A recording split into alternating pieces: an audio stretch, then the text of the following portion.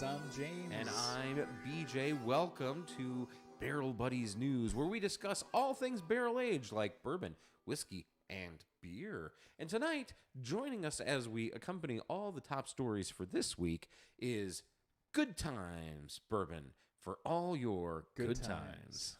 TFC, hashtag esophageal. You'll Welcome have to to watch the show. the earlier week's show to find out what that was. Watch our previous Dancing Goat show, and while we pour some good times. So while you pour that, then why don't you read the bottle? That's enough. Do not pour that. It's so heavy. Look at these pours. You have like a lead hand. Just to accompany your lead foot. Look at this massive pour of garbage we just got. You say it's garbage, but I remember when you got this bottle, you were real excited. This is The nose has completely changed. the Toasted Honey Good Times. Good friends, good bourbon, good times. And it's got like a Highlights magazine sticker on it. It says Good Times for grown-ass adults. Fun without purpose. And it's got a dick... Like connect the dots. dick maze on it. And it says Dick Hunt instead of Duck Hunt. You might have to Vanna this to the camera. I might have to. I think Distilled in people really Indiana. want to see this. This Yeah, is it's MGP another juice. This is another It's like 58%. 4-year MGP juice. It's white oak barrels and bourbon honey barrels, so that's where it's finished. Bottled by Whiskey Thief Distilling Company out of Frankfort, Kentucky, USA. Barrel number 80, bottle number 11. You got to show them the Okay. maze. I know you're all geared up, but Now I'm all geared down. you're all geared up since ZD isn't here to Vanna White it for us. But I think this is worth it alone for people to see. The good times. Grown ass adults. And again, this is one of those like Facebook pics, group pics. Here's what it actually looks like for good times. There you go. Barrel strength. What are the stats? What does it say on the front? Ooh. Oh, I thought you were to do the Zach's wink. I tried to. Did I not get in Yeah, there? it didn't get in there. Just saw your tongue. It was kind of weird. It was like a Then you got a weird Tommy Miley Lee tongue. You got a weird Miley Cyrus tongue. All right, what is the stats on the front of this bottle? I see some writing. Yeah, it's I already said it. It's 58%. Ah, 116 proof. That's hot. That's a hot mother. Cheers. And then I've got some news stories for us to discuss tonight. Oh, I don't know. This is Barrel Buddies News. How optimistic I am about these news stories.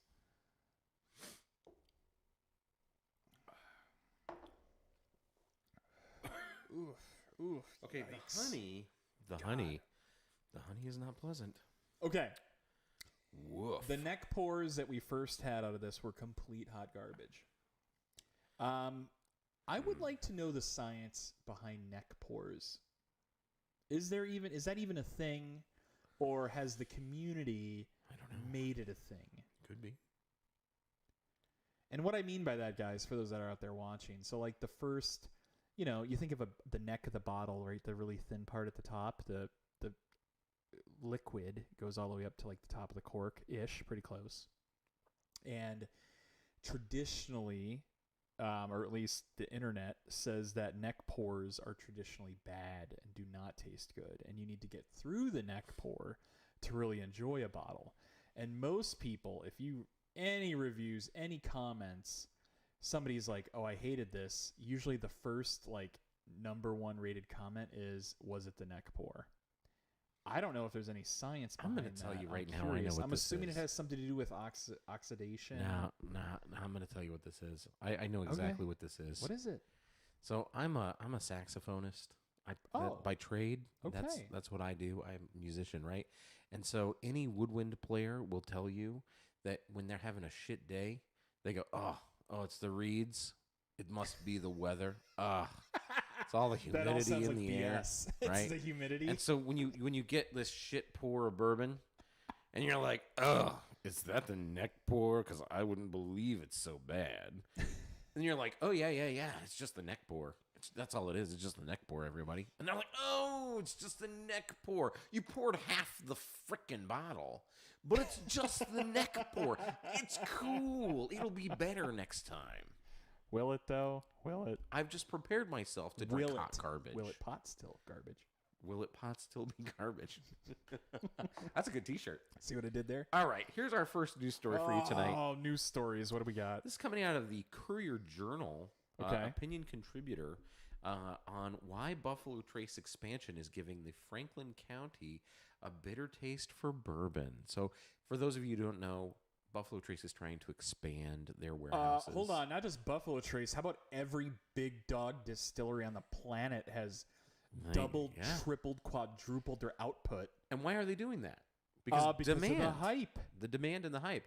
But everybody else is working through this with their communities, where Buffalo Trace is getting called out for not working with their community, and everyone's what's BT pissed. doing? So the bitter battle between Buffalo Trace and Franklin County landowners is over the strong-arm tactics that Buffalo Trace is using to acquire land for warehouse construction. Oh, what are they just going on Zillow and buying up little plots of land around the warehouse? While other distilleries have responsibly worked with the county and city governments to coexist, Nelson County and Bardstown and Davies County, Owensboro as well, both big bourbon production centers, have worked together with local distilleries and kept new warehouse construction outside of the cities and away from subdivisions and schools in designated rural areas. Buffalo Trace, on the other hand, decided that they would build warehouses wherever they wanted.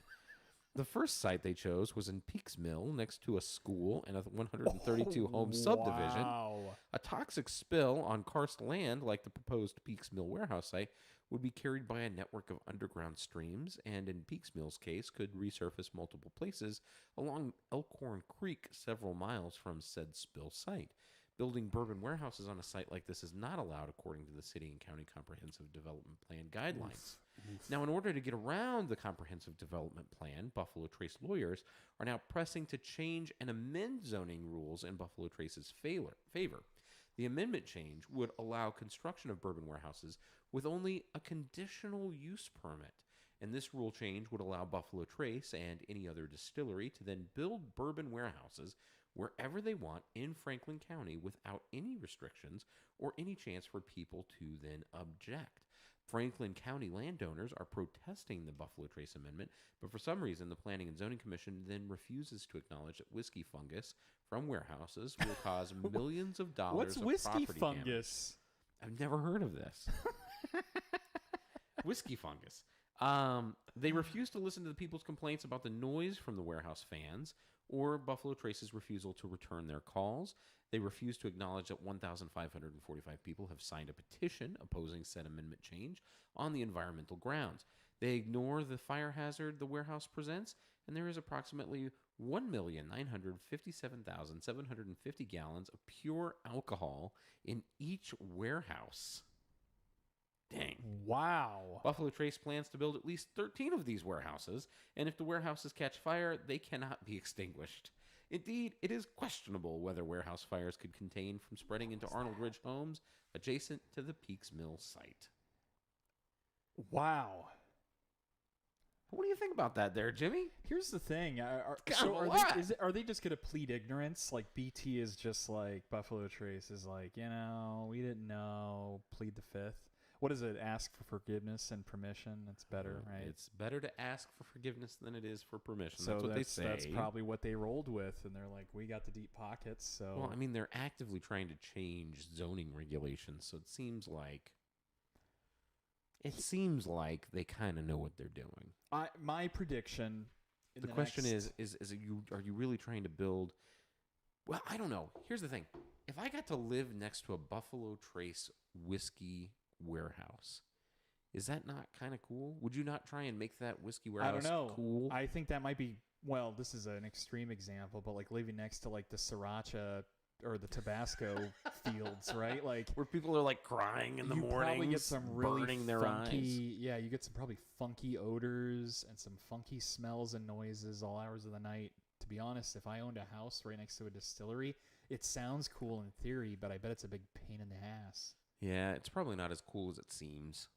Anybody that lives next to a distillery, let us know. But think about it on like mash days, right? When they're like boiling all the grains and stuff. Yeah, it might smell okay, but it might also smell really foul. Yeah, it might be a bad smell. It might not be a good smell. What's whiskey fungus? Can you look this up? What is whiskey fungus? Whiskey fungus, I wasn't going to look this up. I'm looking it up now. TFC, stop, or what does he say? Beg forgiveness, then ask for permission. Exactly. Yeah, we're gonna have to whiskey look up. fungus Whiskey is a thing.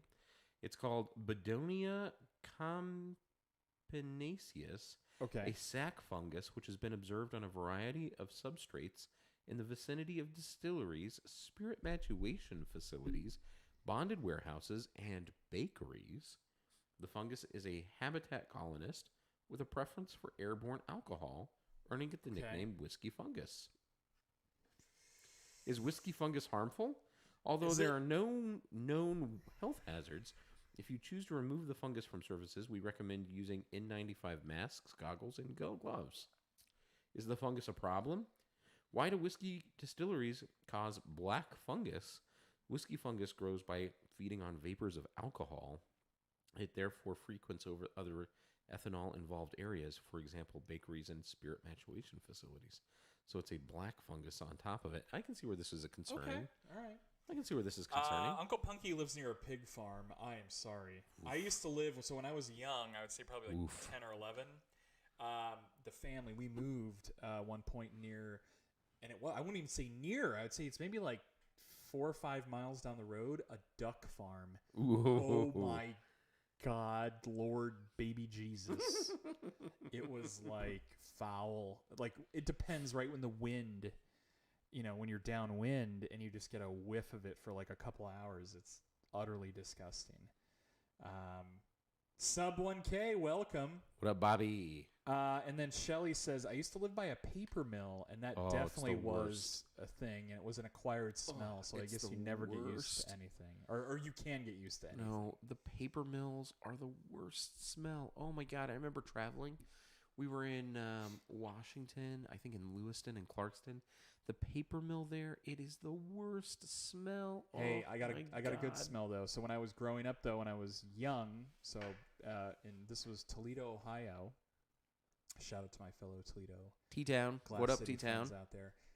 We were down the road from General Mills, one of their factories. Oh, and delicious. What did you smell at 4 o'clock in the morning? Cereal. Breakfast cereal. It was amazing. Delightful. That was the only positive experience that I recall personally of a good-smelling factory was General Mills. You'd get the Cheerios one morning, and it's just like you wake up to that smell. It was Honey Nut Cheerios. It was amazing. Dang. But that's nice. All other types of factories, I don't know if anyone's putting out really good smells besides bakeries and cereal factories. Yeah, can you imagine? I was just in St. Louis where the Pedigree factory, the dog food.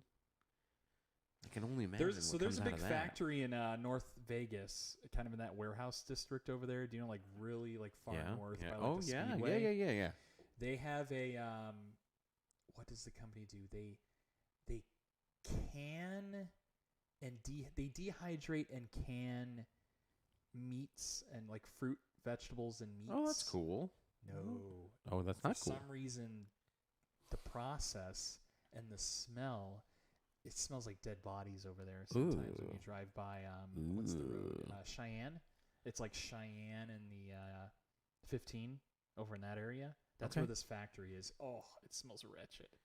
Okay, Any Vegas we're going to move on. I know what I'm talking about. We're going to move on. Anyway, what's our news story? I'm going to give you to this next one. This one comes from the Robb Report, which the Robb Report is outlet. respectable. Sure.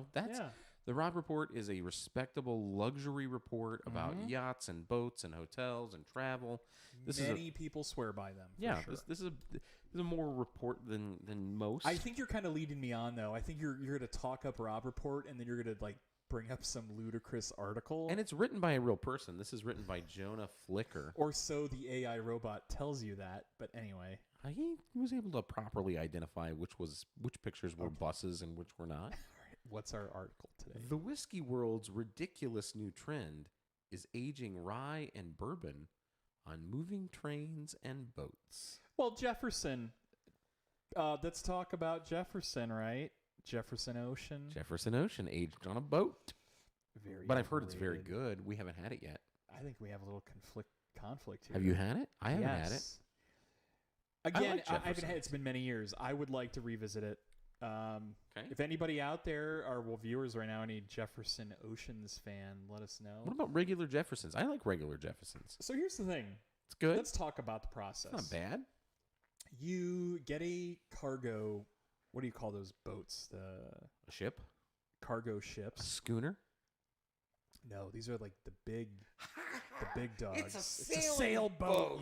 Yeah, A sailing boat is a schooner, idiot. sailboat. Anyway, these cargo containers or whatever, these shipping containers. Shout out to mall rats. Anyway, these boats zip around. They deliver from port to port. That was kind of a Boats and Hose lyrics quote there. Travel from port to port. Wow, we're gonna get to a Anyway.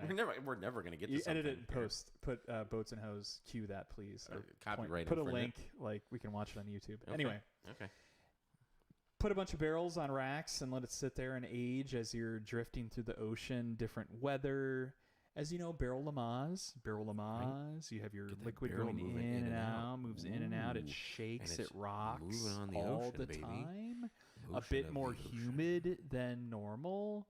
Potentially, there's room for some unique variation in taste. Adding some salt in the air. Ooh. Salinity, exactly. A little bit of saltiness. It activates those electrons on your But tongue. is it a gimmick or is it real deal Holyfield? Well, let me tell you, this article explores this.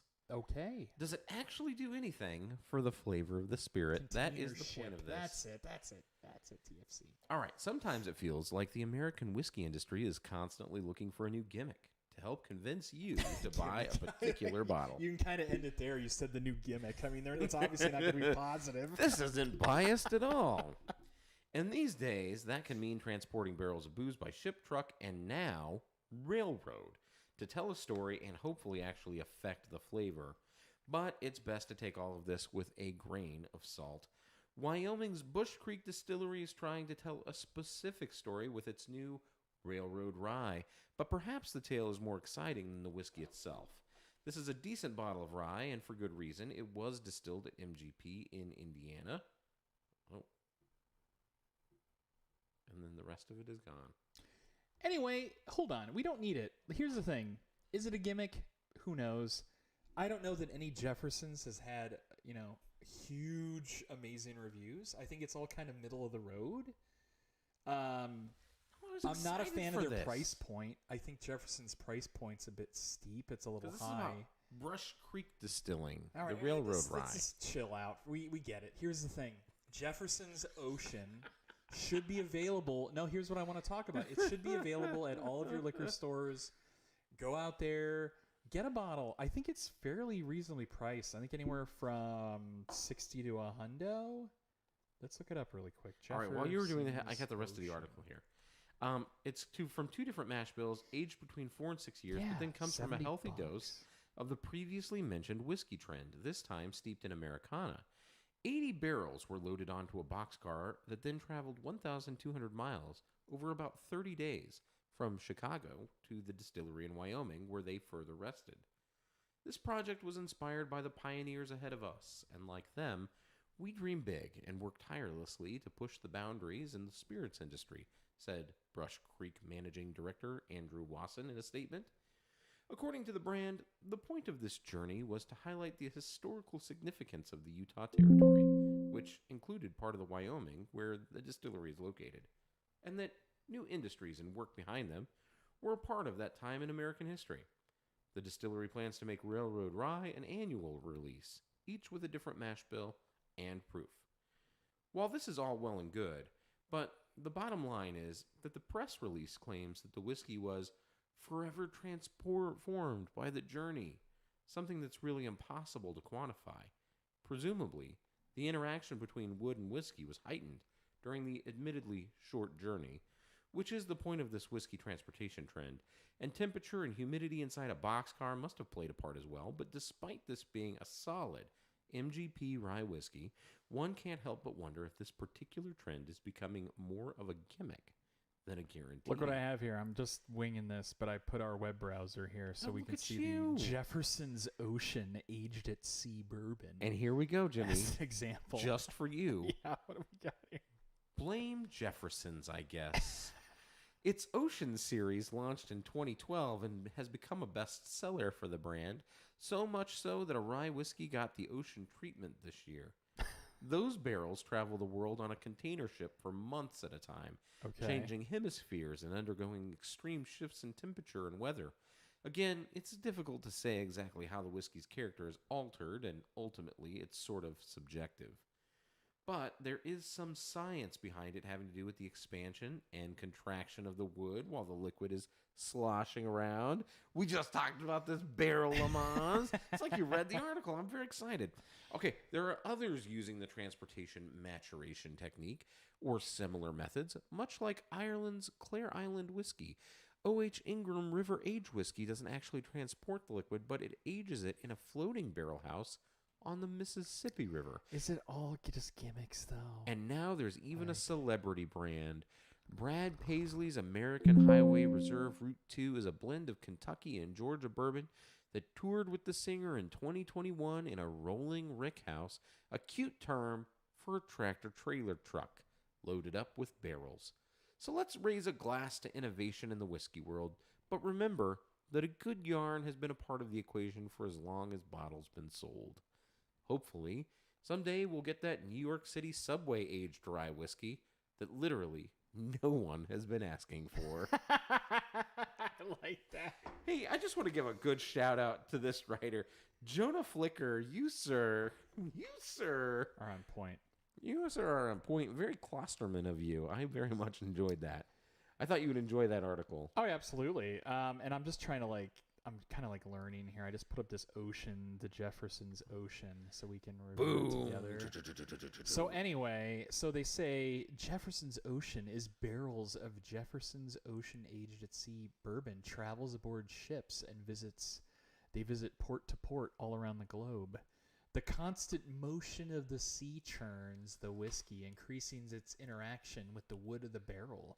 Extreme weather ranging from the coldest of the coldest to the warmest of temperatures hyper ages the liquid. We were just talking about hyper aging. No rickhouse could. You gotta hyper age it, man. Jefferson's Ocean aged at sea is aged at the mercy of the sea. Experience. Oh my God. Voyage yourself.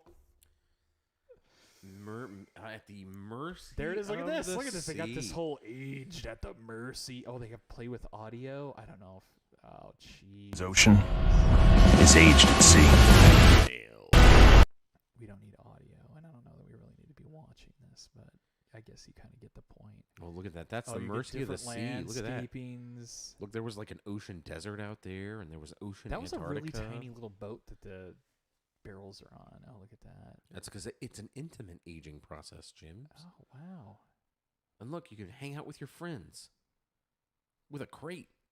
Aged at the mercy of the sea. Right. Anyway, caramelized by the equator. Did you Kissed- catch that? Kissed by salt air. God, it sounds like you're describing like Pounded by pounded, Oh, darkened God. by pounded waves. darkened by pounding. Wait, now you are describing like bad pirate fantasy fan fiction. Caramelized by equatorial heat. Oh my God, this is bad fan fiction, fantasy fan No, fiction. their marketing people are on point. They're like, that's all I ever wanted to Kissed by say to salt Captain air. Jack Sparrow. darkened by pounded. I want to be darkened by his pounding waves of lust. I don't know what you've been reading. Some weird fan fiction. That's Pirates what of I'm the saying. Caribbean. This Pirates of the Caribbean fan fiction. That's what this is. Guys, Scary. I'm going to be honest with you. I've only had Discover this the once. It was a voyages. long, long time ago. I wouldn't mind trying it again. I don't recommend. This is not a Barrel Buddies recommendation to go buy it. Kissed by the salt But of we the just wanted to use it as an sea. example of, When Davy Jones a marketing. I don't want to call it a gimmick, right? Because, like, found his long lost love. I wouldn't say bourbon. stop. It is a gimmick. Again, it's marketing. Everybody wants to, separate Everybody's themselves getting from in the on it. pack. Yeah, right. we're That's all what it getting in is. on That's it. what it is. So, Well, those are the only news stories that we had this week. It was kind of a slow news week for bourbon It's true. and whiskey. TFC, exactly. Kind of a slow week. Yeah, it's kind of a slow week. What do we have going on? Like, do we want to talk? I mean, we're at like beginning of I have no August plans. here. We really don't have any plans. No plans. We do want to start revisiting our old Older shows. shows. So we want to go through, and we're going to start from one. We already did Belmora.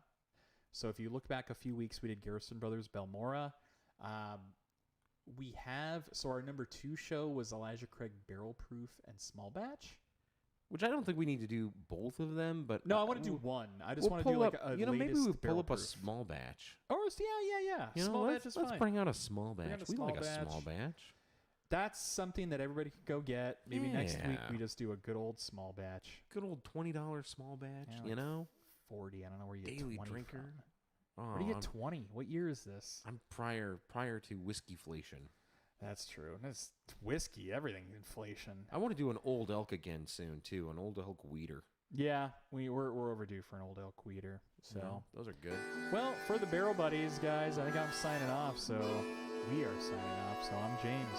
And I'm BJ, and we'll see you